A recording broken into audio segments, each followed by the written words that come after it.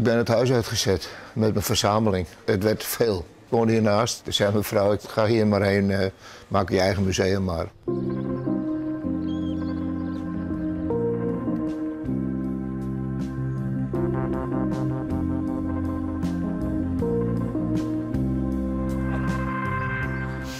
Nou, dit is de beruchte inhoud van de MSC Zoe. Een jaar of 4, 5 geleden zijn er 500 containers overboord gegaan.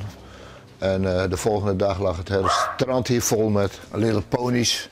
Mijn kleinkinderen hadden er 500 en zo waren ze binnen een week hadden ze allemaal verkocht.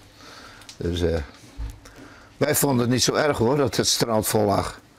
Dus iedereen maakte zich daar druk over. Maar ik hoop dat er binnenkort weer eens een stormpje komt met wat containers, want dat is altijd spannend. We zijn in het Wrakkenmuseum op Terschelling en ik ben Hille van Dieren. Ik ben voor de helft de eigenaar en ik ben ook degene die alles bij elkaar gezocht heeft. Ik ben in 1975 gaan duiken. Ik ben nu 3 jaar geleden gestopt. Had ik ongeveer 150 wrakken gevonden. Ik denk tussen de 2.000 en 3.000 duiken gemaakt. En alles wat los zat, meegenomen voor het museum. Soms ook wat vast zat, dat trokken we dan los. Als je wel lang verzamelt, dan krijg je zo'n museum. De wrakken die mij het meest aangesproken hebben, dat waren onderzeeboten. Dat zijn spannende dingen om op te duiken, zeg ik altijd. Een gewoon scheepswrak valt uit elkaar. Dat valt plat, de zijkanten vallen om, alleen de voor- en achterkant blijven staan. Maar een onderzeeboot, die is zo sterk gebouwd, die blijft helemaal als een complete hul. En daar vind je van alles als je maar lang genoeg zoekt. En ik heb wel eens gezegd, als je hebzucht groter is als je angst, dan vind je leuke dingen. Dus dat is mij ook overkomen.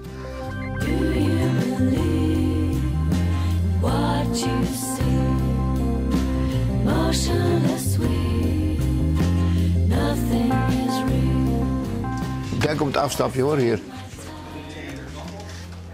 Dit is het harstrapje. Dit schip is ooit aangehouden in de haven van Den Oever. Die was afgeladen met, ik geloof, 18.000 kilo drugs. En wij hebben dat wrak later gevonden.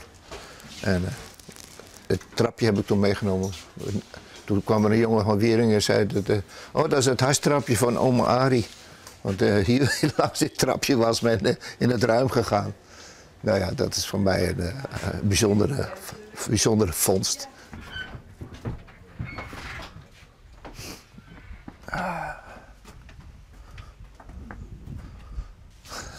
Het is ook een bijzondere verzameling. Een verzameling wodkaflessen. Die Russen die drinken natuurlijk veel wodka en die gooien ze overboord, die flessen. Maar die zijn altijd voorzien van een hele mooie afbeelding. We hebben ze van Yeltsin, van Poetin, we hebben ze van Gorbachev. Maar de laatste jaren spoelen ze niet meer aan. De Russen zijn gestopt met drinken. Het was te duur, denk ik. Ik ben een eilander in hart en nieren. Dat zit bij ons ook in de familie, hoor. Ja, we zijn geen Friezen, we zijn eilanders, Terschellingers. Dus zeg nooit tegen een Terschellinger, je bent een Fries. Dan nemen ze je dat kwalijk. Wij vinden het gewoon, we zijn op onszelf. En we gaan ook we zijn eigenwijs volk. We doen wat we zelf goed vinden. Ik had dit gebouwd. Iemand schreef een brief, wat doet die man? Mag je dat allemaal zo bouwen zonder vergunning? En hebben ze het onderzocht en uiteindelijk kreeg ik een bouwvergunning.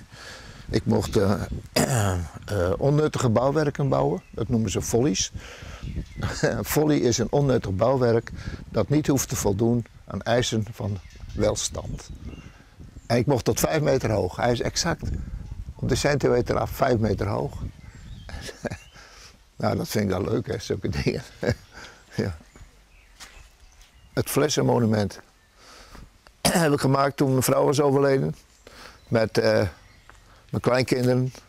Die gaven dan de flessen aan en ik heb er dit van gemaakt.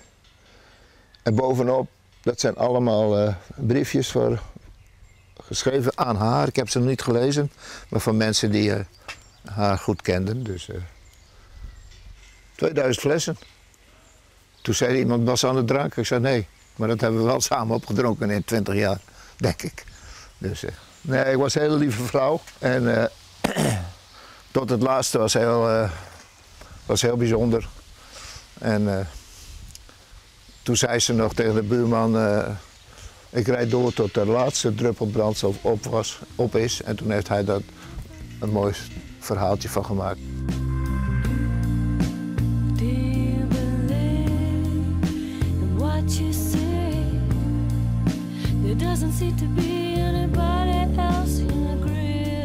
Zij ging een eigen gang en ik ook. En dat is dat zou iedereen moeten doen.